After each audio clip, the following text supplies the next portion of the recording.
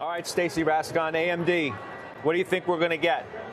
Hey, AMD, yeah. So I think it's a tale of two end markets. PCs look better. Like Intel reported, I guess it was last week, and Intel, by the way, had a very good PC-driven quarter. However, their data center business was still lagging by quite a bit, and it's maybe an issue for AMD. AMD has something like a 50% half-over-half data center growth bogey that's built into their numbers this year, and so I think that's going to be one of the key questions on the call is, do they still hold to that outlook into the end of the year, or do they back it off? I think on top of that, going into next year, I mean, it's an AI story. Everybody wants to know any little tidbits they can give us on the demand environment, the ramp and the trajectory for their MI300, which is their AI GPU that they're going to be launching soon and then ramping in next year. So any color they can give us on that. I'll be honest, one more thing I'm looking for is actually their embedded business. They bought a company a year ago called Xilinx, which makes FPGAs, and this is a market like Intel has a piece of this. They call it their PSG group. They're guiding it down like 30% next year. Lattice, I don't cover Lattice, but they reported last night they make FPGAs. They kind of blew up today. Street expectations for embedded into next year look, it's not down very much. So this is one thing I think that I'll be watching as well. It's their most profitable and highest margin business. So something else I think to keep your eyes on as we go into it tonight.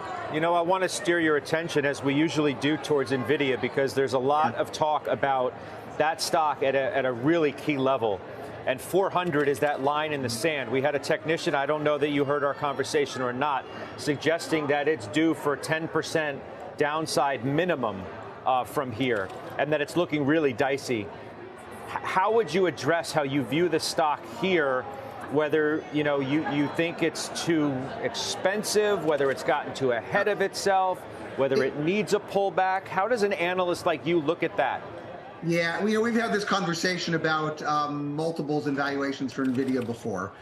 If the forward numbers are even close to being right, the stock is not expensive. The sell side numbers in the ballpark of $15 next year, and they will probably beat numbers. Even with all the China stuff and everything that's going on, they will probably beat numbers when they report it. They're supply limited right now, not demand limited. They're selling everything that they can make.